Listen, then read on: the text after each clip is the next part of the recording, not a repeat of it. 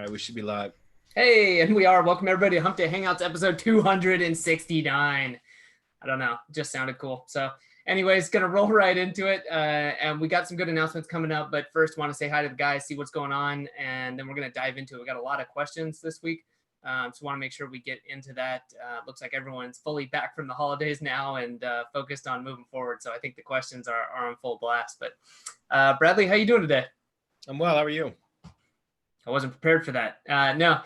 Doing good. Yeah, nice and cool down here. I'm in the Bay Area near San Francisco. It's actually really nice, partly cloudy, and I'm getting ready to head up and take some time off and visit family later this week. So I'm pretty pumped. Yeah. Very cool. Hernan? Yeah, I'm glad to be back to a normal schedule. So got a shit ton of work backed up from the holidays. Yeah, the routine is good. It's nice to go on vacation. I really look forward though to coming back and kind of, even if I'm not working full time, just, getting back into the groove and I kind agree. of flow. Hernan, how you doing, man? I'm doing great, man. I'm really pumped for what's coming. Really pumped for the next couple of weeks. Actually, I'm flying to Nashville by the end of the month. We're getting an award for Semantic Mastery, which is pretty cool. It's the Tucumã Club Award, so I'm gonna be there in the Fun Hacking Live 2020. So I'm excited for that, and I'm excited for what's cooking this month for Semantic Mastery. So really pumped to be here. Definitely, and we will circle back to that last part with Hernan here in a minute. But first, Chris, how you doing today? Well, I'm doing super good here, and I'm excited because in a couple days, well, actually in 2 weeks almost, I will be going skiing to the mountains. And like Christmas was not too big of a holiday. I was working and stuff for me. So I was with family, but I kept it up. And looking forward to actually have some real vacation towards the end of the month. Sounds good, man. Yeah, I'm actually going to be doing the same thing. I'm not going to be joining Hernan. I'm going to be going to Puerto Rico for work vacation. So I'll be hopefully doing some work from the beach there. Hernan looks like he's getting ready to say something. Do you have something you'd like to add, Hernan? No, the work part of it. But other than awesome. Well, speaking of beaches and warm weather, Marco, how you doing today? Warm and sunny. What can I say? Groundhog Day, dude. Groundhog Day. Good, great holidays. I actually worked over the holidays on and off. Like when the family was busy with other stuff, I had time to go do a ton of research into some of the things that are coming up. Heavy hitter club, Semantic Mastery, a lot of things that we're planning to do. And I actually found a flaw in my math, man. I found a flaw in my math for a lot of the stuff that we're doing. That plugin that I built, that I made available to mastermind members. Mm-hmm. There's a flaw in it, but I'm correcting it because I found the math. So I got the math people working on it. We accounted for the discrepancy. For the discrepancy, I found there was the force was disturbed for some reason, right? So there was a ripple in the force, and so we had to go and fix that. We had to go and find out why. We did that. It was just back and forth, servers and computers and geeks all over, throwing out equations that I don't understand. I understand the basics of it. I just tell them, look, this is a problem. We need to fix it. And they go, they figure it all out, and they bring it back to me in something that I can build into the plugin. So that's what I did.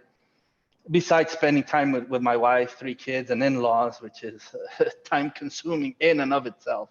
So I'm glad to be back at work. Fair enough. Definitely. I think that's, definitely a common thread here. So I'm going to pass this over to Hernan real quick, but I wanted to tell everyone before Hernan talks about this, I want to give you the specifics, and I'm going to let Hernan tell you a little bit more about it. But in 2 weeks on Hump Day Hangouts, we're going to have a special intro. We're going to be launching a brand new training course, but it's a hell of a lot more than that. All right. You've heard us talking about is 2X your agency. We're getting ready right now to release that. And I don't know, Hernan, I'm starting to stumble because I've got so many things I want to touch on and tell people about, but maybe if you just want to give people again, kind of the overview of what this is about and who it's for. Yeah, for sure. So most of the people that are watching Hump Day Hangouts, they do some agency work in some capacity, right? And we refer to an agency whenever you're a solopreneur that have a couple of VAs, and then maybe you have anywhere between 3 to 5 clients, or maybe you have a bigger team. You have maybe 20 to 30 VAs, and you have 10, 15, 20 clients, however many you might have. So we started asking you guys, we started surveying our audience, right? Something that we do pretty frequently. And one of the things that came up a lot was, how do I get more clients, right? So that was the first thing, the number one thing that came up. So how do I get more clients? How do I get more clients? And not only that, how do I increase the quality of the clients that I'm getting, right? And basically the quality of the clients that you're getting is, you need to decide on who you want to work with, right? These people super cool? They're geeking out on SEO, paid media with you. They have this mentality that they want to grow their business and all that stuff. So what we decided to do, and this took place last year during our corporate meeting after Pofu Live 2019, is to put together a brand new training program, which is going to be a comprehensive program. And we decided to name it 2X Your Agency, because the goal and the promise of that program is that you can double your agency revenue in 90 days if you apply the concepts. So basically, we're going to be going deep into prospecting, generating more leads, generating more clients to your agency, and also going after SEO, going after paid media, Google, Facebook ads, and whatnot. And then additionally, we want to help you guys increase the worth and the value that you're delivering to your clients, so you can charge more money, work less hours, and show you guys how to be more productive and how to outsource. So it's going to be a really comprehensive program that has allowed us to, do this from 5 different parts of the world. How it has allowed some of us, we want to travel, we want to go to conferences. Adam's traveling, Chris is traveling, Marco's with his family in Costa Rica, I'm traveling, Bradley, he's not traveling, but he's launching. Because he hates traveling, but he's doing what he wants. But that's cool too, and then he's launching additional sources of revenue. So I think that's really, really powerful, and that is something that we want to share with you guys. And we want to share with you guys how we have been doing it and putting our brains together to actually help you achieving that. So we're really excited about the launch of that. It's going to be in 2 weeks. So yeah, if you want to get notified, go ahead. I was going to say, if you want to get notified and you're interested already, head over to 2xyouragency.com. We have an early access list. Hop into that. We'll get you a special deal. And also wanted to say, if you're just joining us for the first time, welcome. Be sure to be back here in 2 weeks, if not every single week, for that special event. But also the first place to start with us right now is the battle plan. You can find out more about that at battleplan.semanticmastery.com. And then we have the done for you services. A lot of people who are watching, of course, know this, but we do get new people watching and are saying, hey, I hear you talk about syndication networks, ROAS drive stacks, press releases. Where should I get this stuff done? Head over to mgyb.co. All right, that's your one-stop shop for all of that stuff. And we're adding more services constantly in the SEO Shield. And it's 2 varieties just came out within the last 2 months. Really good results with those. And you can find out more about that. I'm not going to tell you all about it. Just go check it out. That's going to become the backbone moving forward. And last but not least, if you're watching the replay, we really do appreciate it. If you can subscribe or leave a comment, say hi. We appreciate it. And we just, it's nice to see the engagement and know that people are out there and getting use out of it. So if you do check out these videos, you see this and you're getting good use out of it, let us know. And if you have any questions, again, come to semanticmastery.com/HD questions every week at 4 p.m. Eastern. Yeah, for 2X Your Agency, before we move on, I just want to give a quick, just a nugget for people to actionable shit right now. Get help. Get help. If you're doing it all yourself, you're actually losing money, because you become the bottleneck. Everything stops at you and at how much time you have to deal with everything. We have about 15 VAs right now in mgyb.co. Imagine if we had to do the work of 15 people. That's just VAs. I'm not talking about Rob.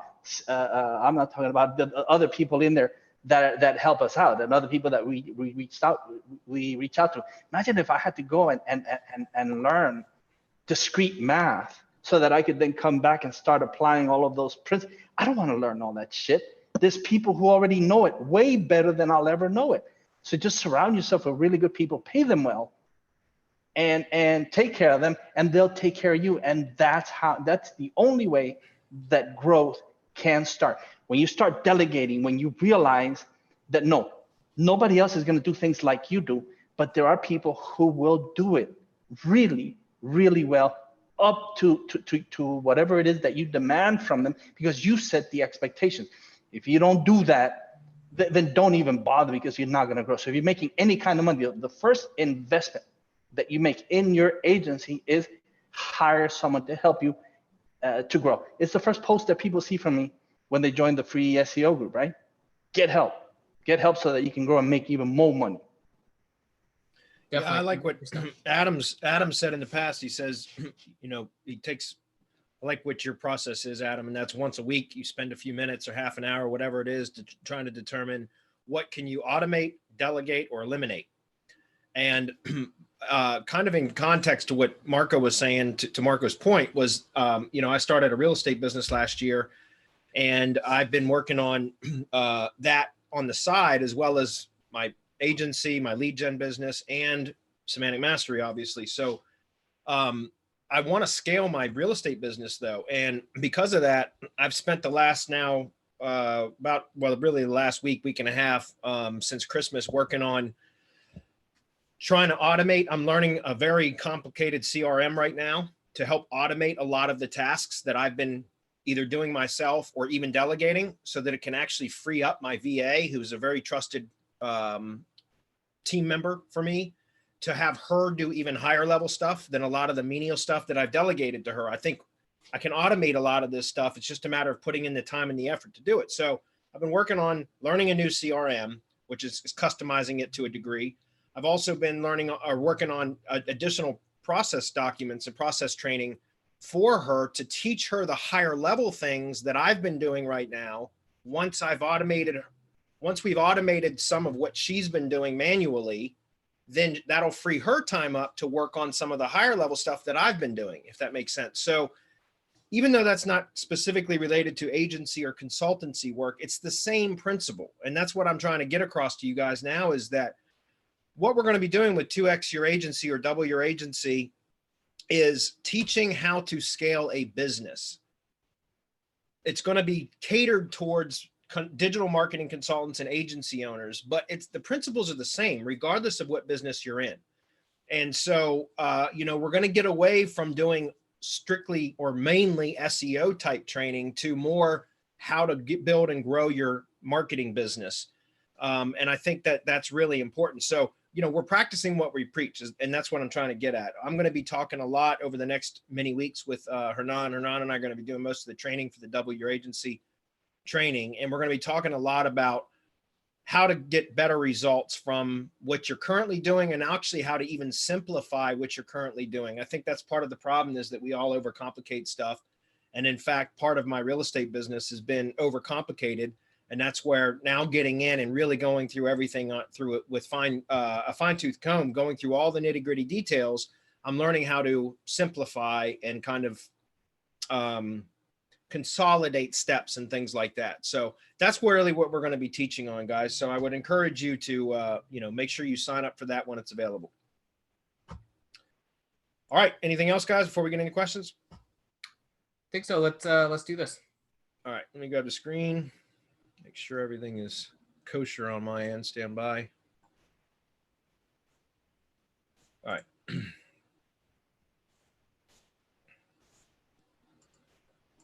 Somebody confirm when you can see my screen. Good to go. Yeah. Okay, cool. So it looks like our first question comes from Motion Digital, or Mosin. I'm not sure if I'm saying that right. Hello, SEO experts. I want to ask, is it good practice to do internal link exchange between two blog posts or pages? Thanks for your reply in advance.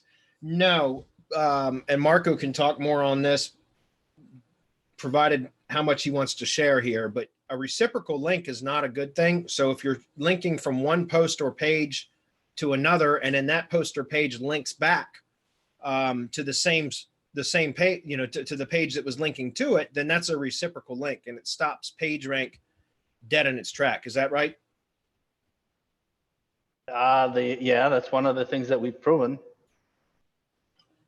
So that's not a good practice, right? It depends on what he's trying to do. But okay, so if you're strictly doing it for the purpose building up the weight of your page to affect both algorithms that account for your score, your page rank and your ranking score, then no. But if you have to do it for user experience, then that's something that you have to take into consideration, and then you have to figure out how to work around that. Just no follow it, right? No, that's not a good practice either. It's what I've been trying to tell people. I don't want to get too deep into this because that's only mastermind stuff. I've been telling people that if you have to, if you absolutely have to, yes, but page rank, no follow bleeds page rank and ranking score. And so you're still affecting the way that you're going to build your page rank and ranking score. So no, if you absolutely have to and you have no other way, then yes, that's what has to be done. But there are other ways. You just have to think outside the box.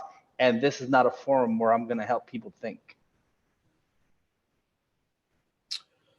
Okay, well, thanks. All right, so we've got multiple questions from Dan the Man. Dan, I'll make an executive decision here to answer the first two, and then we're going to keep moving. And if we run out of questions, we'll come back. But 4 questions in a row is a bit, it takes up too much time and it's unfair to other people. So that's cool. We'll try to come back to them if we have the chance. First one is local Lease Pro method still valid from a location research perspective? Or are there any changes I should be aware of to outsource the process?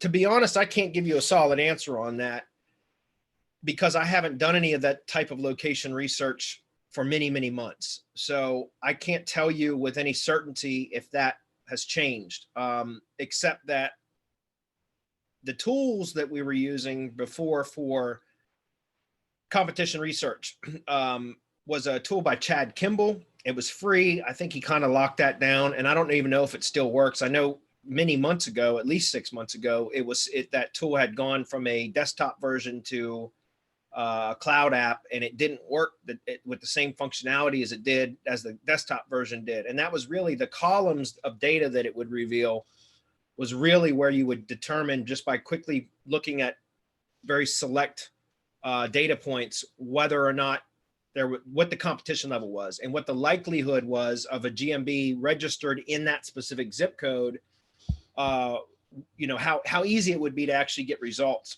And it was, there was a fairly good success rate if certain criteria was met within the location research that you could just register a GMB within that particular zip code and it would rank with little to no work. And it was a fairly good success rate with that, somewhere around 60% would rank in the 3-pack with without doing anything other than on-page optimization, primarily for the GMB assets.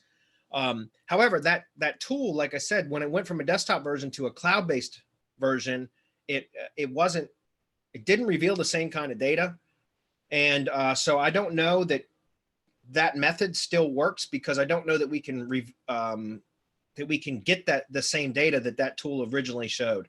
I can tell you that since within the last few months, I don't remember when it was, but they tightened the proximity filter even more. So that's an even bigger issue now than it was when we first, which was a year and a half ago now, developed a local Lease Pro method. So I can't say with any certainty. Marco, do you have an opinion on this? No, absolutely not. Because I when I got into the local Lease Pro method, we had all of the different tools and a way to get the GMB available to us, which that was taken away fairly quickly, and so I just stopped doing that and just worked on the assets that I had already gotten. Having said that, though, it's in the works. We're trying to get that back, and we're even trying to get it so we can guarantee that if it gets suspended, we'll get it unsuspended. But if I say any more, I might have people come knocking on my door and putting me in a trunk and getting rid of me for good. But yeah, yes. It's in the works. So in a few months, you might see local Lease Pro redubbed or 2.0, because then the methods would be viable, and then Semantic Mastery could stand behind it, because then we can provide a guarantee if your assets get suspended. Yeah. It's in the works. It's in the works. It's just talks right now. Give us time, and we'll get back to you on that. Yeah, and that's kind of what I would say is when it, you can still do some competition research, maybe not the local Lease Pro method, but more traditional competition research for map stuff. But remember, it's all about the entity right now, which is what, and it's going to continue to go further in that direction. So, if you can identify some holes in the competitors in a particular area that you're looking to break into, if you can identify some weak spots in their entity, some ambiguation, that kind of stuff, then that's an opportunity. That presents an opportunity. But it requires some research and also some I guess some judgment on your end. So, but it looks like Mark kind of answered your second question, Dan, and we're going to move on. But that was that we are in the process of potentially getting the ability to generate GMBs back, to verify GMBs back, and then even possibly to re-verify or unsuspend if needed. But that's not something that we have available yet, and we're not 100% sure that we're going to be able to do it, but we're looking into it. Okay, so I want to be sure that we can provide a guarantee, because if we can't stand behind the product, then I refuse to even put it out. I mean, that's not how we do things. So when it comes to, is there a best practice you use when it comes to re-verifying a GMB? I am getting several assets that are being asked for re-verification, and that's interesting. I've only had that happen to me twice since 2010, where I've had to re-verify an existing asset. And both times I've had to do that, I had to have mail sent to the original business location. And that's only happened to me twice in 10 years. And in fact, I haven't even seen it, or 9 years, I guess. Oh no, shit, it's been 10 years now. I can't believe it. And both times that happened, that was at least 5 years ago. So I haven't had that happen at all in the last 5 years. Now what I've experienced is either is no issues whatsoever, or a suspension, not a request for a re-verification. So I don't know what the process is now, because it's been at least 5 years since I did it. And like I said, the last time that I had to re-verify an asset, it was via US mail. So it was just sending the postcard again with the PIN to the same address that it was originally listed for. That's why I used to keep my PO boxes, and I used to rent them and then keep renewing them. But I got away from doing that because after 5 years, well, like I said, in the last 5 years, I haven't had to re-verify even one of them. And so I got I had so many damn PO boxes. And also, I think I've said this before, but about once every 6 months, I would have to take a whole day, and it got to the point where it would take 2 days because I had so many of them. But I'd have to take a day and go from post office to post office to post office and actually collect the mail, because otherwise I would get calls from the post office, from each different post office, saying that they had a box of mail because the PO box was full of junk mail, and it's all solicitation mail. It's all junk mail. And even if I would give them verbal okay or authorization over the phone to throw out the junk mail, I'd tell them, look, I don't there's nothing in the PO box that I need, just throw it all out. They wouldn't do it. So I would have to every 6 months or so go through and actually collect mail. And it was literally go open up my mailbox, pull the mail out, go to the desk, ask them to give me the box of mail that they had. And then I'd just go stand over the recycling bin and just throw it all in there. And so I got away from doing that because it was just a waste of money, a waste of time. And I never had to do it again. But I don't know what the process is now, Dan. You'd be lucky if you could do it via phone, but I doubt very seriously if that's possible with the spam stuff. So it's probably going to be verification via US mail, or even potentially the way that they've required some businesses to do it, which is to have a Google photographer, actually come out and take photos of the business and stuff. So I don't know. I don't know what to tell you other than if they're requiring you to do it, start going through the process and see what it does, and then come back and report to us what you found, because I'm not sure what the process is now. Okay. All right. I'm going to move on. Next one is 2 questions. If you only have time for one, please answer the second one. should I enter GMB service areas for restaurants and or service areas only for service area businesses? Or number 2 is if a company is worried about their restaurant image, can I create my IFTTT network and Twitter? Will it work if I don't do a branded ring, but instead use something like fans of restaurant chain name, and then run everything through that? This way I can post anything to Twitter and not have to worry about them not liking the content. I would want to post the blog since I don't have any time for budget for expert copywriting. Thanks. Okay, so we have time for both of those. The first one is, should I enter GMB service area for restaurants?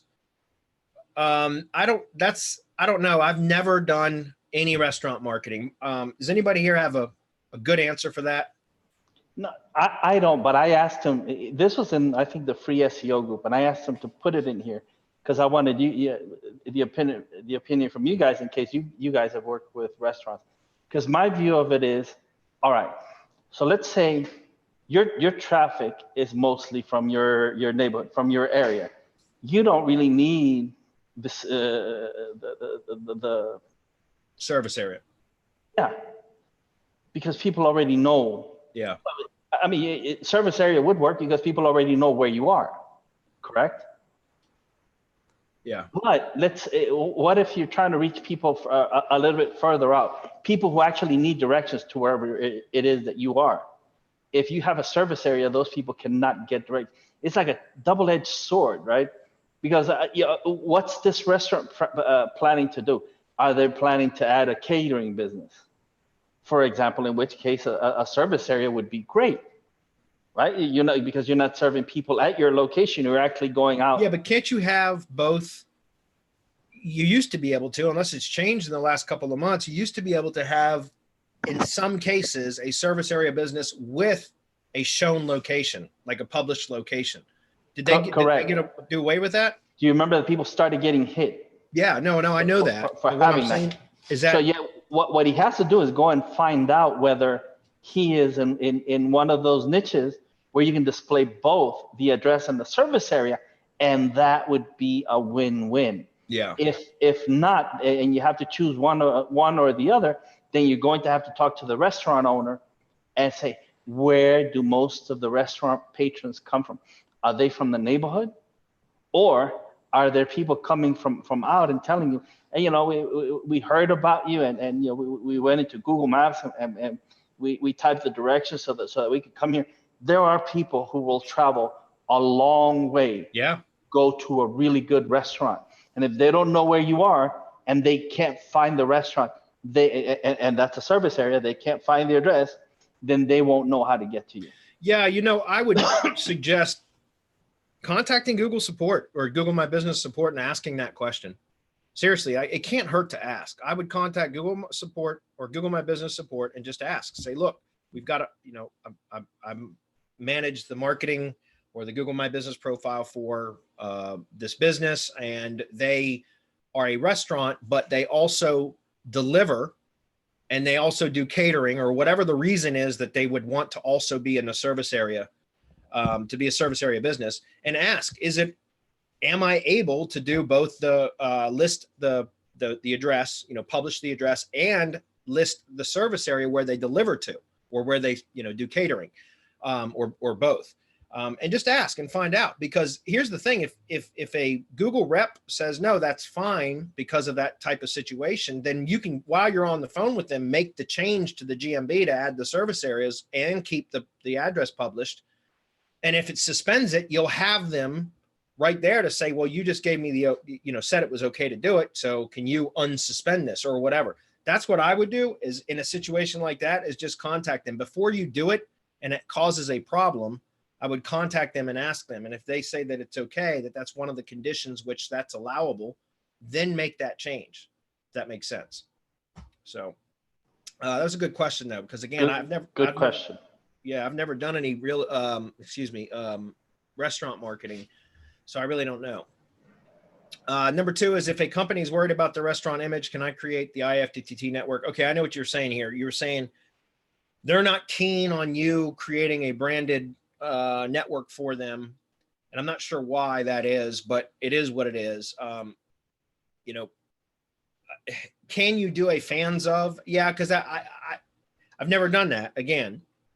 But in my judgment, it sounds like it would be okay because you're still doing a branded ring, but it's not branded content from, like, in other words, it's not content published directly from the brand. It's published from, you know, so it's not the brand. So I don't know. As far as I think because of the way that syndication networks, it's not just the publishing of content and the backlinks that are the most important thing about syndication networks anymore. It's not that those aren't important anymore. They certainly are. But the real value or power of a syndication network now is about solidifying the entity, right? Which we've proven that again and again. I've talked about this before. We're just adding a syndication network to a brand new domain, even without doing any content syndication, can actually solidify that entity and get that entity name to rank #1 for a brand search with doing nothing other than connecting a syndication network to it. And that, I'm not even talking about syndicating content, just building the syndication network, interlinking everything back to that primary asset, the money site. So I don't know that it's going to have the same result. Is that the next best thing? I've not tested it. I don't know. It seems to me like it could help, but I don't know that it would have the same effect, the same amount of benefit that a branded ring would, because it's not technically an entity asset. What say you, Marco? Well, I say that the process, right, for entity is creation, verification, validation, and solidification.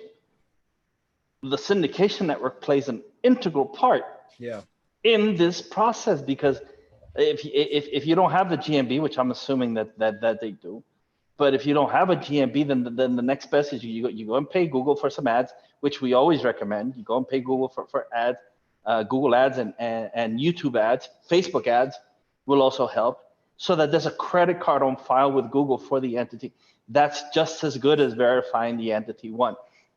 2, it's claiming that footprint, because it's expected in today's semantic web for you to be out there in social media trying to get people to be social with whatever it is that you're doing. I don't see why these people balk at a branded network, at getting all of, because if somebody else does it, then and they fuck up the entity, then you're fucked and your client is fucked.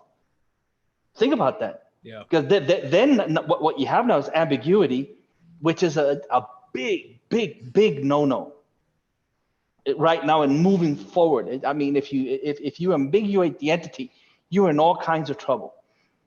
Is fans of next best? Yes, it is, as long as the entity is solid, as long as Google understands what the entity is, that golden frame, then you can go out there and you can drive traffic through that into whatever it is that they're doing. Right? So you got to be really careful about it. Messing with the entity can get you like a lot of traffic. And if you don't do it right, it can get you into tons of trouble. And trying to recover from ambiguity takes, and I've said it before, it takes probably 10 times the work that it did to ambiguate.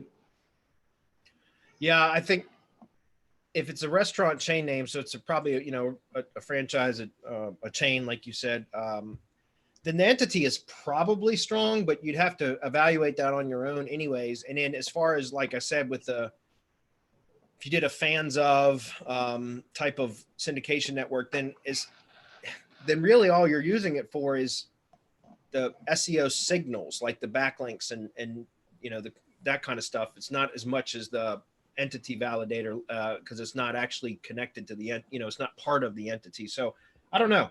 That's a really good question. I've not tested that. I agree with. I mean, we would typically say, Marco says, don't nothing beats a try but a fail. Right. So it would be, it'd be worth maybe trying, but at the same time, I would be concerned about, like what Marco said, which was ambiguating the entity. If you do that, if this were to do that, then it could end up causing more harm than good. So I would be careful with that. It's interesting. I just can't imagine. I mean, if it's a restaurant chain name, then they could have a lot of the entity assets built out, even if you're not, actively publishing to those. it would still help to build that SEO shield for that particular location in the entity's name, right? So in the brand name of the business. Hey, can I add something real quick here? I Please. think that you're completely right, Bradley. I think that some of those assets probably already built, but I'm 100% sure that the syndication network right now have a lot of different properties, and I'm pretty sure that the restaurant doesn't have them all. So you can add them. You can add them to that, and then use the assets that they already have, they have history, they have age, to make them part of your syndication network. So if they have, like, for instance, a Facebook page or a Twitter profile, you can post to those, and they will become, you don't need to recreate the entire thing. That's what I'm saying. Yeah. And they probably don't have a Tumblr blog. They probably don't have a whatever per trees. Those are more like obscure type of networks that only us as SEO or marketers know about it. So we create them. Probably they're not gonna give a fuck because they're not using it anyways. And you're like saving their name on that, like saving that URL and adding that to the entity validation process. So that's what I would do. Like, don't recreate the wheel if they already have a bunch of assets that are already out there that are, ready to use, and they have age, So think about it this way also. If this is a restaurant chain and you go and you take a look at the restaurant chain's entity, and that's not right. It's not done properly. The entity at the corporate level hasn't been solidified properly. Then here is a perfect way for you to get your foot in the door with corporate to come in and say, hey, look, I took a look at your entities, if it with the okay of your client, and you have big issues which could be fixed with some simple code. And we're going to send Google the right signals to get your company, your brand, a whole lot of love. I see that as a big opportunity for getting your foot in the door at the corporate level. Yeah, that's a good idea, actually. Okay, so next question is, hi, you talk also about optimizing Google Sites with Schema. Can you show how to add Schema to Google Sites and pages? Thanks.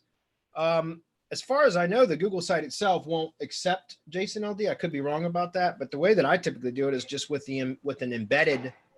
I just embed a web page that has Schema in it into the G site page, and then it reads through just as if the Schema was on the page itself.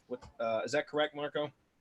Yeah, that's correct. That's how we do it. The G site comes with its own schema already set up by Google. Yeah. So and that's all you get. So how can you get even more schema in there? Well, you fake it till you make it. That's right. So just to clarify, just take the page, even if you had to build out an Amazon S3 page specifically just for schema, but if you follow our training and you understand theme mirroring, where you're going to mirror onto the G site the same pages and silo structure and everything that you have on your main money site, your website, then you can actually do you should have a page by page, a 1-to-1 ratio for pages on and posts on your site, your main site, to your G site. And then you can iframe each of the pages, the corresponding pages from your money site into the G site, right? So again, a 1-to-1 ratio. And then each one of your individual pages on your G site will have the schema from your money site anyways. But if for whatever reason you're not using a money site or whatever the case is, then you could even do something like just take a Amazon S3 page, an HTML page, and add JSON LD markup to that, and then embed that as an iframe into your G site page, and that'll suffice. So, we did a webinar on how to power up Drive Stack and G sites under our best practices series. I'm going to post the URL in there so that people can go in and have a look. There you go. And those are all at MGYB anyways, those webinars that we did, right? Yeah, they're in there, but I'm going to post the URL. Okay. So next question is, I've come across Google's AMP stories recently. Do you see any value in these for ranking or traffic?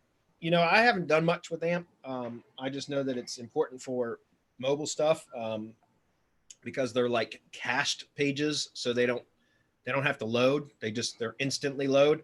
But I've not done much testing with that. I know Marco did. So Marco, what do you? Yeah, we have our own AMP plugin, and what Google does is it caches them on their servers. Right. And so they're served directly from Google. So you can imagine it's lightning. So if you have something that's newsworthy, if you have that type of website, then by all means, you need AMP. And look at the categories where these AMP stories are being served. I mean, what are they about? What are the different categories? And see if you fit one of those categories, and I would totally pursue that. Yeah, it sounds like it's pretty much developed for news type stuff, right? Yeah, it has to be newsworthy. Okay. Fitz says, what's up, Fitz? He says, good day and Happy New Year's. Thanks. Thank you guys for this forum. If you host your WordPress site on Amazon S3 and then you hammer it with links, or is it the best practice to treat like all other money sites? Is there any benefit to hosting on S3? Well, I don't think you can host on S3, not a WordPress, because it's a CMS. It requires databases. Remember, S3 is just a storage, right? So it's simple storage solutions. That's what S3 stands for. So you can host static pages. I know you can use Amazon Elastic Cloud for, if you want to host WordPress sites, you can do it with Amazon Elastic Cloud. And Lightsail. And Lightsail, okay. I've not used that one, but you can't do it with S3. You can host pages that are static, but they're not dynamic. In other words, they're not accessing databases and all that kind of stuff. So I'm not sure that that's what you were asking, Fitz. I know what he's asking. So if you're going to host a WordPress site, which is a top level domain on Amazon, you're going to have to go to EC2, or you're going to have to go to Lightsail, yeah. as I said. But that's still your top level domain, even though it's an Amazon hosting, it's your top level domain. Right. And all of the rules that apply to top level domains apply in Amazon. They apply in Google Cloud. Google Cloud doesn't offer you extra protection at the top level domain level. That's why we stay at the G site level. You do if you map your domain over to the G site, right? Then you're protected because you still have the underlying G site that you can just hammer. Right. This doesn't happen at this level. Now at the S3 level, you're actually getting an Amazon domain URL. Correct. Right? With the HTML, it's S3 and then location and whatever, whole bunch of other shit. Now that offers protection. We hammer the crap out of those. I mean, we do that over and over again. So you have to understand what it is that you're doing. TLD, then TLD rules apply. If you're on the Amazon domain, then Amazon domain rules apply. Hosting in Amazon does not necessarily mean that you have an Amazon URL to protect you, and that's what we're looking for. Yeah, and you know what? You can, so even for your custom pages, like your HTML pages that you do host or store in Amazon S3 in an S3 bucket, you can use, what is it, Route 53 or whatever it is, Amazon Route 53, which is their DNS tool. You can actually do it through Cloudflare too now, where you can map a custom domain over to your HTML page, right? So you could do that still, but you wouldn't want to hammer your custom domain with links, but the Amazon page URL, so the bucket URL essentially is still there. Even if you map a custom domain over to it, then your underlying S3 bucket URL is still live. And what you do is you can canonicalize that to the custom domain page URL, if that makes sense, but then hammer the Amazon page with links and not the page on the custom domain, if that makes sense. So I agree with Marco 100%. You've got to be, it doesn't matter where it's hosted at, it depends on what the domain is. So if your domain is the Amazon domain, then absolutely. But if it's your custom domain hosted on Amazon servers, then what I would do is take any sort of Amazon domains that you could extract and hammer those, but I would not hit the actual domain itself, the money site. Use the SEO shield, and then you can do whatever you want with it. SEO shield, guys. We did it for a reason. It works. It protects you. It's going to protect you into the future. Use that. Well, why try anything else? Why take risks when you can play it safe and get tons and tons of power? So the next question is, are there any Google properties that don't play well together? For example, shouldn't embed on a G site or should link to from another property? If you have time for a second question, is there any Google properties that don't play well together? Not that I'm aware of. Any that you know of? Absolutely not. I mean, it's RYS Academy. Yeah. RYS Academy Reloaded. That's what it's all about. How well, as an ecosystem, all of these things play together to provide massive power. If they didn't, I mean, we would have found it because we did isolate each one of the docs, and we actually saw, or files, excuse me, to see which one had the most ranking power. But then, as you say sometimes, Bradley, the whole is greater than the sum of its parts. It's not that they don't play together, is that when they're all hooked up together the way that we hooked them up with activity, relevance, trust, and authority, the art of art, it's just what happens in there is incredible.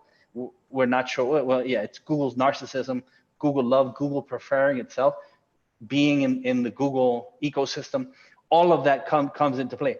I don't see them not playing well together. I mean, and if you had a drive stack and G site done by mguib.co, then you'd see what it is that we're doing, and whatever it was pointed at once it started ranking and bringing you back all the love that you can get back and all the money, then you'd know just how well they play together.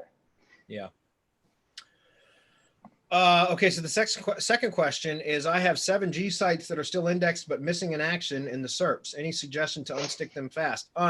Okay, so I'm going to give you my answer on that, because my experience is, and I think I just talked about this last week on Hump Day Hangouts, but my experience with G sites and part of the drive stack is that it takes a while for it to fully settle in. It dances for weeks. And then what's interesting is, I was maybe it was on a mastermind webinar last time. Anyways, I was talking about this because, I got my real estate business and I've done some work on the G site for that. I haven't done near as much as I should, but some. And it's interesting, but some of the work that I've done, sometimes when I do a search to see how things are going, my money site is ranked #1 for the keywords and then the G site will be #2.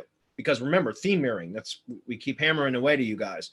So I duplicate the pages on the G site that are on the money site, and all I do is embed the money site pages into the G site pages. So what happens is my money site ranks for the first, the keyword, and then the G site page, corresponding page, will rank #2. But over the last few weeks, I've been watching the Google site bounce in and out too. It shows that it's still indexed, but some days it'll be #2 position for my keyword, right underneath the money site page. And other days you can't find it at all, even though it's still indexed. It's not showing in the top, 10 pages or whatever.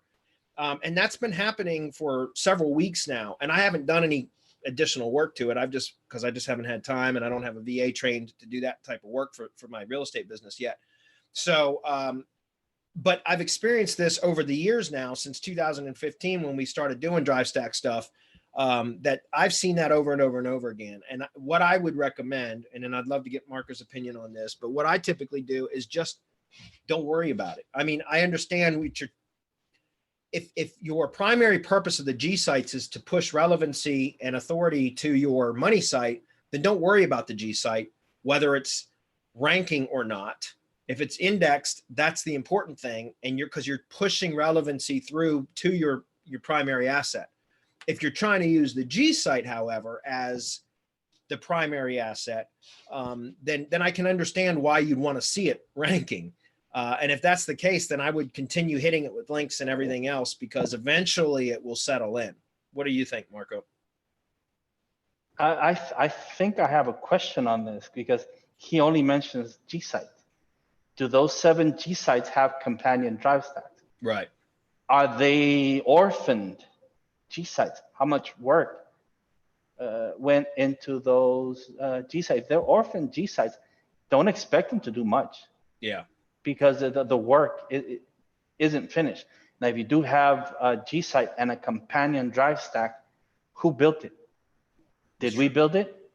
Did you follow our process? Meaning that once it was done, did you hit it with link building? Did you hit it with press releases? Did you then hit those press releases with link building? Did you then do your embed runs with link building? Did you push all of that power into that drive stack and into that G site, and then gauge the results of where it is that it's settled? You know, so you hit it with all that. After 21 days, you go and you look, okay, it's on page 3.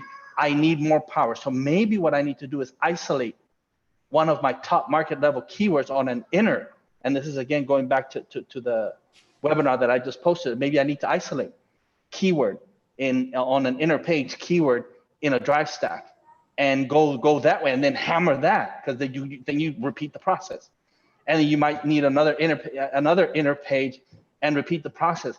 But once you start doing that and adding those inner pages, adding those additional drive stacks, what's going to happen is you're going to push so much power that every additional drive stack and inner page that you add will become that much easier to rank.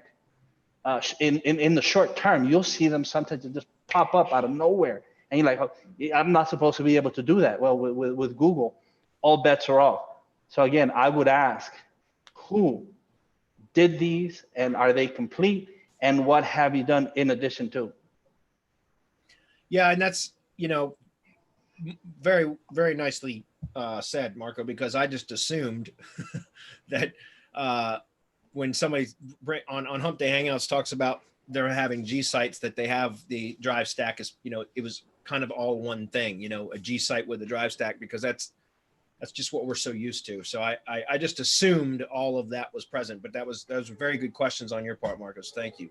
Because that's something that, yeah, if you don't have companion drive stacks, or if they weren't built correctly, you know, all that kind of stuff, we're talking a whole different ball game. So Austin Don says, what would be the best way to attack a national brand? Target specific geo areas or the general broad keywords? For example, we buy houses niche with stacks. Okay. My suggestion would be to target, to kind of break it down. I mean, and I see, I haven't done national SEO stuff in years, other than for affiliate stuff, which for the most part it's not the same as for doing it for like what you're talking about for an actual business. So the way that I build out for stuff that I want to expand, like service area type stuff, is I build it out by silo structure and content. And so I'll use the location modifiers as part of the silo structure. So for example, we buy houses, you can do it on a state level, for example. So we buy houses in Virginia or something like that, right? And then each state would have its own category, its own silo. And then from there, you could start building out the metro areas within the state, right? So the big regional metropolitan areas you could do by, you know, like the metropolitan area names. You could break it down on a county level if you wanted, and even to a city level if you wanted. But you got to consider, if you're doing a national build, how much work that would be. It would take years to build all that out, really. Think about it, because of the amount, you know, the amount of cities in each state. On a broader level, the counties, right? There's going to be less number of counties. So that's how I've always built it out. I don't know, because my best, the way that I'm doing it with my real estate business, which is not we buy houses, it's we buy land, right? So the way that I'm doing it with that is I targeted the state of Virginia specifically with my brand, and I've got the drive stack, and which is really just targeting we buy land in Virginia or sell land fast in Virginia. Those are my top two keywords. And so my drive stack was built to just the way that we teach, and the way that we build them for you in the MGYB, which is to associate your top level keyword with the brand name for your top level stack, which again, I may have pigeonholed Alpha Land Realty, my land business, into just Virginia, because that's how I started building it out. If I want to scale outside of Virginia, then I'm going to have to do some work on the entity to be able to, you know, break out of that constraint, right? Those confinements that I created. So the way that I'm building it out in Virginia is I'm starting to target specific counties, and in building out internal pages, right, on the blog or in the G site, and also within the Drive stack to target those counties. And then from that level, I do selectively choose the cities within the county that I want to target, or the ones that get, traffic, and then build out content for that. Like I said, on a smaller scale, on a statewide scale, it's smaller than on a national scale. So I think that's feasible. If I was going to go on a national level, though, if that was my target area, then I would probably start with the broadest of keywords. In this case, we buy houses. And then I would start building out on a state-by-state basis, internal silo structure throughout all of your assets, all of your SEO shield. But, it's very difficult depending on, in my opinion, honestly, I know AdWords can be, or Google Ads can be expensive, but it's so much simpler to get results that way. Think about the amount of time and effort and money that you're going to spend on content creation and everything else to achieve SEO results, building out content for all of those different areas. Whereas you could go in and set up ads very quickly, and you're going to spend money on that too. But the difference is, you don't have to put in all the effort. So I'm not sure how I would target that. I would probably start with associating the brand with the general keyword. So in your case is we buy houses, but then I would start building out on the state by state basis, the areas that I'd want to receive leads from first. And then from there, I would drill down further, go into a county level or a regional metropolitan area first, then a county level, and then ultimately a city level. That's a really good question, but Marco, how would you go about it? Because I know you typically don't localize as much as I do. Well, you have to in this niche. There's no choice, right? Because that's how the keyword, the top level keyword that we're targeting is, for example, sell house fast, and then city, maybe state or county or whatever. It's one of those variations of the keyword. So you have to do it that way. It's how we did it with landsolutions.network, right? The land buying arm that we're building nationally. Haven't had time to really work on it, but I'm just looking at analytics right now, and we just had 60 something clicks during the last month or so. So that means that it's ranking already for whatever. Yeah, right? I was gonna see if I could just, I mean, so that's what I'm talking about is what you're saying. It is, here's the thing. If you go into Google Ads, even if you don't plan on running ads, which I don't know why anybody doesn't want to run ads, especially in this the real estate business, because you can, one deal, could pay for your ads budget for 6 months or a year. So anyways, that's a whole other topic. But what I was going to say was with Google Ads, if you go into the keyword planner, remember the keyword planner sucks, guys, unless you're spending money, right? If you're not spending money, it gives you this broad range of search volume, and it's stupid. So you've got to be spending money in order for it to show somewhat accurate search volume numbers.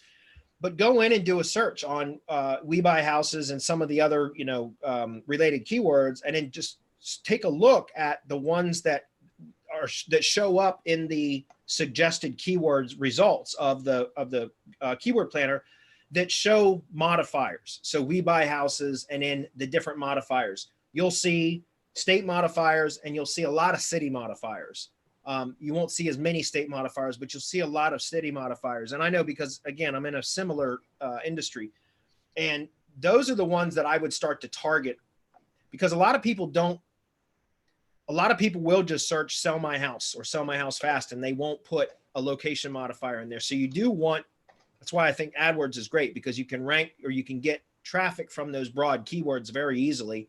And then you can also get traffic from even the localized, very specific keywords if you set your ads up properly, right? So I would go in and just kind of do a survey, or survey the results of the Google Keyword Planner and extract all of the we buy houses keywords and related keywords that have location modifiers, so that you know which ones, if you're going to target on an SEO level where you're going to build content out for those, you're targeting the ones that have enough search volume to be returned in the keyword planner as a result, if that makes sense. Because if you're not seeing it show up as a location modifier. So we buy houses plus a particular city. If you don't see that show up in the search results, the keyword planner results, then it's likely that it's not getting searched enough for it to be tracked by Google, which means it probably wouldn't be worth targeting or spending the effort on developing content out for that specifically, if that makes sense. So I was going to try to show you some examples of that, but we've run out of time. So I can't. So anyways, guys, we're past the 1 hour mark. I've got to go. Marco, appreciate you hanging out. Thanks everybody for being here. Bye, everyone. Sorry we couldn't get to your question. Post it again so we cover it next week. Or come join the mastermind. We got a webinar tomorrow. That's right. All right, guys, we'll see you later. Thanks.